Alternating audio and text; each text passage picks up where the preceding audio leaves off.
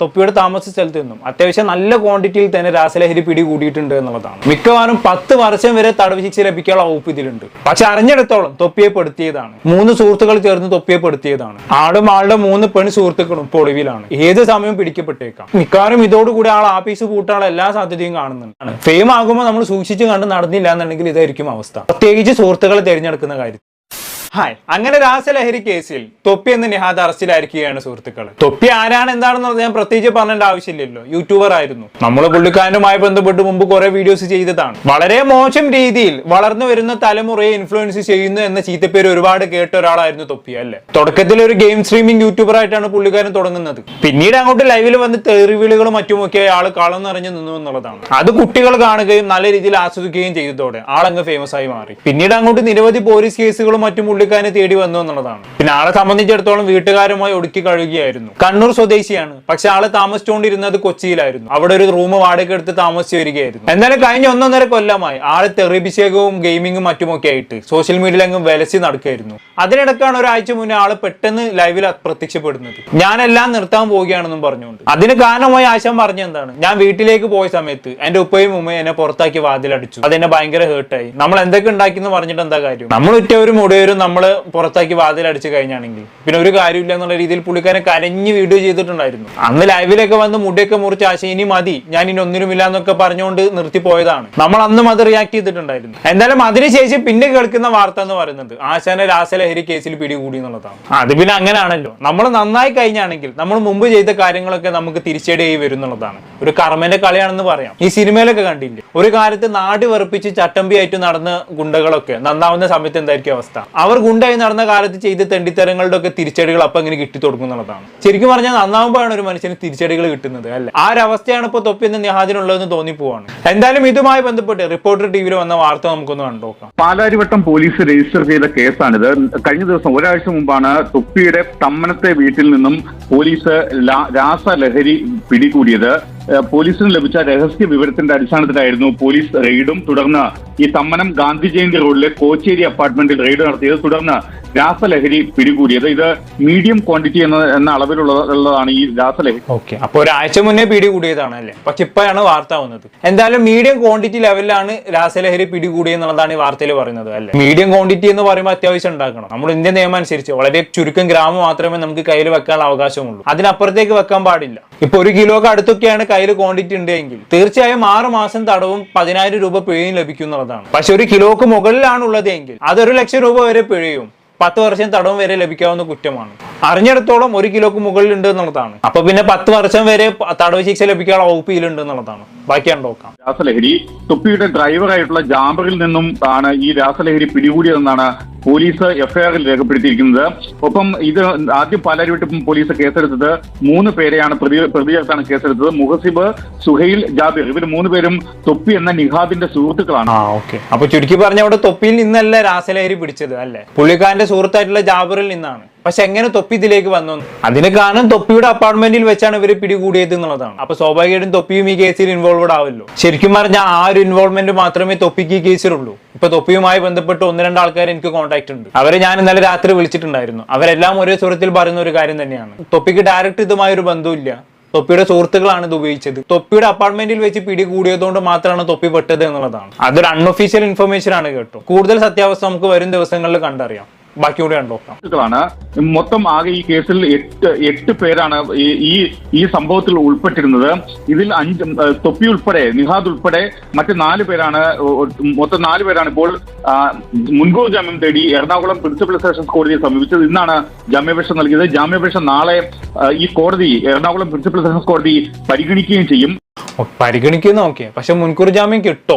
സംശയമാണ്, അല്ലെ? Most probably കിട്ടാതിരിക്കാനാണ് സാധ്യത. കാരണം അത്രയും നല്ല ക്വാണ്ടിറ്റി പിടികൂടിയിട്ടുണ്ട്. ഇത് മറ്റേ പീഡനാരോപണം വന്നപ്പോൾ ജയസൂര്യയും സിദ്ദീഖും മുൻകൂർ ജാമ്യാപേക്ഷ കൊടുത്ത പോലല്ല. വകുപ്പ് കുറച്ച് ഗുരുതരാണ്. പിന്നെ ഒരു ആശ്വാസം എന്ന് പറയുന്നത് ഇപ്പോഴും ഈ കേസിൽ തൊപ്പിയെ പ്രതിയായിട്ട് ചേർത്തിട്ടില്ല എന്നുള്ളതാണ്. ഇപ്പോഴും പ്രതികളായിട്ടുള്ളത് 3 ആൾക്കാരാണ്. എന്തായാലും ഇതുവരെ പ്രതിസ്ഥാനത്ത് ചേർക്കാത്ത സ്ഥിതിക്ക് ആ ഒരു പരിഗണന തൊപ്പിക്ക് ലഭിച്ചേക്കാം. അതുകൊണ്ട് തന്നെ നമുക്ക് മുൻകൂർ ജാമ്യം കിട്ടാനുള്ള സാധ്യതയും തള്ളിക്കളയാനാവില്ല. എന്തായാലും നാളെ സംഭവം എന്താവും എങ്ങനെയാവുന്നുള്ളത് കണ്ടറിയാം. പിന്നെ പിടികൂടിയത് MDMA ആണ്. എന്നിരുന്നാലും റിപ്പോർട്ടിന്റെ ബാക്കി ഭാഗം കൂടി കണ്ട് നമുക്ക് തിരിച്ചു വരാം. ഇതിൽ പോലീസ് രജിസ്റ്റർ ചെയ്ത എഫ്ഐആറിൽ പറയുന്ന ഏറ്റവും പ്രധാനപ്പെട്ട ഒരു കാര്യം, നിഹാദിന്റെ ഡ്രൈവറാണ് ജാബിർ ഈ പ്രദേശത്തെ ഒരു പ്രധാനപ്പെട്ട രാസലഹരിയുടെ സപ്ലയർ ആണ് എന്നൊരു ഗൗരവതരമായ വിവരം കൂടി പോലീസ് പങ്കുവയ്ക്കുകയും ചെയ്യുന്നുണ്ട്. ഇതിന്റെ അടിസ്ഥാനത്തിൽ കൂടിയാണ് കഴിഞ്ഞ ദിവസം പാലാരിവട്ടം പോലീസ് ഈ NDPS ആക്ട് അനുസരിച്ച് കേസെടുത്തത്. ഈ നിയമത്തിന്റെ 22B വകുപ്പാണ് ചുമത്തിയത്. ഇത് ജാമ്യം ലഭിക്കാത്ത കുറ്റമാണ്, ഉടനടി അറസ്റ്റ് ചെയ്യേണ്ട കുറ്റം കൂടിയാണ്. 10 വർഷം വരെ തടവ് ശിക്ഷ ലഭിക്കാവുന്ന കുറ്റം കൂടിയാണ് ഈ 3 പ്രതികൾക്കെതിരെ ചുമത്തിയത്. നിഹാദിനെതിരെ ഉൾപ്പെടെ ഈ അടുത്ത ദിവസം തന്നെ പ്രതിയാക്കും എന്നൊരു അത്തരമൊരു നീക്കമാണ് പോലീസ് നടത്തുന്നത്. അതിന് തൊട്ടു പിന്നാലെയാണ് തൊപ്പി എന്ന നിഹാദ് മുൻകൂർ ജാമ്യം തേടി എറണാകുളം പ്രിൻസിപ്പൽ സെഷൻസ് കോടതിയെ സമീപിച്ചതും ഈ മുൻകൂർ ജാമ്യാപേക്ഷയിൽ പറയുന്നത് താൻ നിരപരാധിയാണ്, ഈ സംഭവവുമായി ബന്ധമില്ല എന്നടക്കമുള്ള കാര്യങ്ങളാണ് പറയുകയും ചെയ്തത്. ഓക്കെ, അപ്പൊ അങ്ങനെയൊക്കെയാണ് കാര്യങ്ങൾ. അപ്പൊ കൂടെ നടക്കുന്ന ജാബിർ കൊടുത്ത പണിയാണ് ഇതെല്ലാം. കേട്ടല്ലോ, ഈ ജാബിർ എന്ന് പറയുന്നവൻ പ്രദേശത്തെ രാസലഹരി സപ്ലയർ ആണ് പോലും. അങ്ങനെയുള്ള ആൾക്കാരൊക്കെയാണ് ഡ്രൈവറായിട്ട് കൂടെ കൊണ്ടെടുക്കുന്നത്. അപ്പൊ പിന്നെ പെട്ടില്ലെങ്കിൽ അത്ഭുതമുള്ളൂ. കേട്ടിട്ടില്ലേ, ചന്ദനം ചാടിയ ചന്ദനം മണക്കും, ചാണകം ചാടിയ അത് മണക്കും. ഇപ്പൊ ശരിക്കും തൊപ്പിക്ക് മണക്കാനുള്ളതെല്ലാം മണക്കുക എന്നുള്ളതാണ്. ഈ വാർത്തകളൊക്കെ കാണുന്ന സമയത്ത് ഞാൻ ചിന്തിച്ചു പോയൊരു കാര്യമുണ്ട്. എന്തുകൊണ്ട് ഈ വാർത്ത എത്രത്തോളം സെൻസേഷനലായി, എന്തുകൊണ്ട് ഈ വാർത്ത ചർച്ച ചെയ്യപ്പെട്ടു എന്നുള്ളത്. ശരിക്കും തൊപ്പി ഈ കേസിൽ ഇൻവോൾവ് ആയതുകൊണ്ടാണല്ലോ ഇത്രയും ചർച്ച ചെയ്യപ്പെട്ടത്. ഇല്ലെങ്കിൽ ഒരിക്കലും ഇത് ചർച്ച ചെയ്യപ്പെടില്ല. കാരണം ദിനം പ്രതി എത്രയേ കഞ്ചാവ് കേസുകൾ ഇവിടെ പിടിക്കപ്പെടുന്നുണ്ട്, രാസലഹരി കേസുകൾ അവിടെ പിടിക്കപ്പെടുന്നുണ്ട്. നമ്മളൊരു പോലീസ് സ്റ്റേഷനിൽ വെറുതെ പോയിരുന്നാൽ തന്നെ ഡെയിലി 1-2 കഞ്ചാവ് കേസെങ്കിലും അവിടെ വരും. അതൊന്നും എന്തുകൊണ്ട് വാർത്തയാകുന്നില്ല? ഇത് മാത്രം നല്ല രീതിയിൽ ആഘോഷിക്കപ്പെട്ടു. ഒറ്റ കാരണമേ ഉള്ളൂ, ഇതിൽ നിഹാദ് ഇൻവോൾവഡ് ആയി, തൊപ്പി ഇൻവോൾവഡ് ആയി എന്നുള്ളതാണ്. ഞാൻ പോലും ഈ കാര്യം ഡിസ്കസ് ചെയ്യാനുള്ള കാരണം തൊപ്പി എന്നുള്ള ഒരു ഫാക്ടറാണ്. അപ്പൊ ഞാൻ പറഞ്ഞു തന്നെ എന്താണെന്ന് വെച്ചാണെങ്കിൽ, നമ്മൾ ഫെയിം ആയി കഴിഞ്ഞാണെങ്കിൽ നമ്മളുമായി ബന്ധപ്പെട്ട് എല്ലാം സെൻസേഷനലാകും, വാർത്തയാകും എന്നുള്ളതാണ്. അതുകൊണ്ട് തന്നെ അത്യാവശ്യം ഫേമസ് ആയി കഴിഞ്ഞാണെങ്കിൽ നമ്മൾ കൂടെ കൊണ്ട് നടക്കുന്ന ആൾക്കാരെ നല്ലോണം ശ്രദ്ധിക്കണം. അവരെന്തെങ്കിലും കാണിച്ചാണെങ്കിൽ നമുക്കായിരിക്കും ചീത്തപ്പേര് വരാം. ഇപ്പൊ ഇവിടെ നോക്കി എല്ലാവരും ആഘോഷിക്കുന്നത്, ഇതിൽ പ്രതി പോലും ചേർക്കാത്ത തൊപ്പിയാണ്. മെയിൻ പ്രതികളെ കുറിച്ച് പ്രത്യേകിച്ച് എവിടെയും ആരും ആഘോഷിക്കുന്നൊന്നുമില്ല, അപ്പം പറഞ്ഞു പോകുക മാത്രമേ ചെയ്യുന്നുള്ളൂ. അതാണ് ഫെയിം ആകുമ്പോൾ നമ്മൾ സൂക്ഷിച്ചു കണ്ട് നടന്നില്ല എന്നുണ്ടെങ്കിൽ ഇതായിരിക്കും അവസ്ഥ, പ്രത്യേകിച്ച് സുഹൃത്തുക്കളെ തിരഞ്ഞെടുക്കുന്ന കാര്യത്തിൽ. എന്തായാലും താൻ ജീവിതത്തിൽ ഒരിക്കലും ലഹരി തൊടില്ല എന്ന് തൊപ്പി ഒരു വർഷം മുമ്പേ പറഞ്ഞു വെച്ചിട്ടുണ്ടായിരുന്നു. ഞാൻ ആ ക്ലിപ്പ് ഒന്ന് കാണിച്ചു തരാം. കുറെ ആള് മയക്കുമരുന്നിന്റെ സംഭവം പറഞ്ഞ ഞാൻ മയക്കുമരുന്നുള്ള ഇതെല്ലാം ഉമ്മാനോട് പറഞ്ഞു. ആ ഉമ്മാനോട് ഉറപ്പിച്ച് തലയെ കൈവച്ച് ഞാൻ സത്യം ചെയ്ത എന്റെ ശരീരത്തിൽ ഒരു തുള്ളി മയക്കുമരുന്ന ഒരു ഇതോ ഇല്ല. സദാചാരി കുഞ്ഞായ്മ പട്ടികൾ വന്നിട്ട് വെറുതെ കരയിപ്പിച്ചിട്ട് പോകുന്നടാ. വെറുതെ അത് കഴിഞ്ഞിട്ട് ഉമ്മാനൊക്കെ പറഞ്ഞ് മനസ്സിലാക്കാം. പക്ഷെ അത് പറഞ്ഞാൽ ഇവര് വന്നിട്ട് വേദനിപ്പിച്ചിട്ട് പോകുന്നതിന് ഒരു അതെന്തൊരൊട്ട പരിപാടിയാണ്. താൻ ലഹരി തൊടില്ല എന്ന് ഉമ്മാന്റെ തലയിൽ പിടിച്ച് സത്യം ചെയ്ത ആളാണ് തൊപ്പി. ഇത് പറയുമ്പോൾ നിങ്ങൾക്ക് തോന്നില്ലേ ഇത് 1 വർഷം മുമ്പേ പറഞ്ഞ കാര്യമില്ലേ, ഇതൊക്കെ ആർക്കും മാറാലോ എന്നുള്ളത്. പക്ഷെ ഇതേ തൊപ്പി തന്നെ കഴിഞ്ഞ ആഴ്ച വന്ന് താൻ എല്ലാം അവസാനിപ്പിക്കുകയാണെന്ന് പറഞ്ഞ വീഡിയോയിലും ഈ കാര്യം ആവർത്തിക്കുന്നുണ്ട്. ഞാനത് ഇവിടെ കാണിച്ചു തരാം. ഇത് അവസാനിപ്പിക്കാൻ സമയം മനസ്സിലാവും. ഈ ക്യാരക്ടർ, ഈ ഊമ്പിയ ക്യാരക്ടർ നിർത്താൻ സമയം കാര്യമായിട്ട് നമുക്ക് മടുത്തട. സത്യം മടുത്ത്. കഞ്ചാവ് എന്ന് പറയുന്നത് എന്റെ ഉമ്മ സത്യം കഞ്ചാവ്. ഞാൻ കാര്യം പറയട്ടെ, എന്റെ ഉമ്മ സത്യമായിട്ട് ഞാൻ കളവറിയില്ല.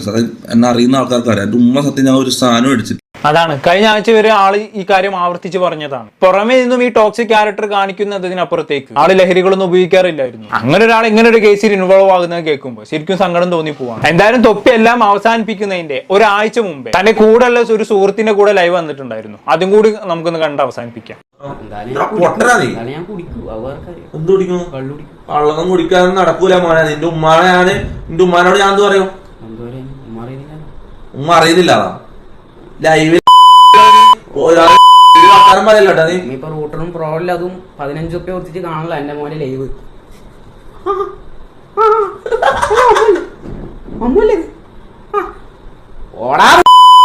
ഇവിടെ നോക്കിയ ഫോൺ ഉപയോഗിക്കുന്ന എന്റെ ഉമ്മ റൂട്ടറും വെച്ചിട്ട് 15 റുപ്യൊക്കെ ഇതാണ്ട് ഇതെന്ത് കാര്യം പറയട്ടെ. ഞാൻ ഇന്നലെ ഒരു പാക്കറ്റ് സിഗരറ്റ് വിളിച്ചു. പാക്കറ്റ് ഇപ്പൊ ഉണ്ടാടാ. അമ്മന് കുറച്ച് അഹങ്കാരം കൊടുത്തില്ലടാ. ഞാൻ എന്തായാലും കുടിക്കും. അത് നീ കുടിച്ചിട്ട് നീ നിന്റെ കാല് ഞാൻ തല്ലി കുടിക്കും. ഞാൻ കുടിക്കാണ്ട് നീ ഒരു തുള്ളി കുടിക്കൂല കേട്ടില്ല. ഞാൻ കുടിക്കട്ടെ എന്ന് ചോദിച്ചപ്പോ നീ ഇത്രയും ഷോ കാണിച്ചത്. കള്ളു കുടിച്ചാൽ ഞാൻ വീട്ടിൽ നിന്ന് ഇറങ്ങിപ്പോ. അല്ല അതൊന്നും പ്രശ്നമില്ല. ഇല്ല നീ കുടിക്കൂല. എന്റെ ഒന്നിച്ച് എന്റെ വീട്ടിൽ നിൽക്കുന്നിടത്തോളം കാലം നീ കുടിക്കൂല. അതാണ് കൂടെ ഉള്ളവൻ കുടിക്കട്ടെ എന്ന് ചോദിച്ചപ്പോൾ തെറി പറഞ്ഞവനാണ് ഈ പറയുന്ന തൊപ്പി എന്ന് പറയുന്നത്. പിന്നെ ഇടയ്ക്കൊക്കെ തൊപ്പിന്റെ ലൈവ് കാണുന്ന ആളുകൾക്ക് മനസ്സിലാകും അത്രയും ഹറാം പറഞ്ഞ ആൾക്കാരാണ് തൊപ്പിന്റെ കൂടെ നടക്കുന്നത്. തൊപ്പി പറഞ്ഞ വാക്കിന് ഒരു വിലയും കൊടുക്കാത്ത ആൾക്കാരാണ്. ഇപ്പൊ മുമ്പ് അച്ചായ എന്ന് പറഞ്ഞൊരു വ്യക്തി ഉണ്ടായിരുന്നല്ലോ, പുള്ളിക്കാരൻ പുറത്ത് പോയി ഈഗിൾ ഗെയിംസുമായി അടിണ്ടാക്കിയതൊക്കെ നമ്മൾ റിയാക്ട് ചെയ്തിട്ടുണ്ടായിരുന്നു. അങ്ങനെ തൊപ്പിക്ക് ഒരു നിലയും വിലയും കൊടുക്കാത്ത ആൾക്കാരാണ് ഇപ്പൊ തൊപ്പിന്റെ കൂടെ നടക്കുന്നത്. പക്ഷെ അവർ കാണിക്കുന്ന കൊള്ളരുതായ്മകൾക്കൊക്കെ കേൾക്കുന്നത് തൊപ്പിക്കും. ഇപ്പൊ കണ്ടില്ലേ, ഡ്രൈവർ ആയിട്ടുള്ള ഒരുത്തൻ കാണിച്ചതിന്റെ പഴി കേൾക്കണ മൊത്തം തൊപ്പിക്ക്. പ്രത്യേകിച്ച് ഇതിലൊന്നും പറയല്ലേ. എന്താണ് കേട്ടിട്ട് നിങ്ങൾക്ക് തോന്നുന്നത് താഴെ കമന്റ് ബോക്സിൽ രേഖപ്പെടുത്തുക. അടുത്തൊരു ടോപ്പിക്കുമായി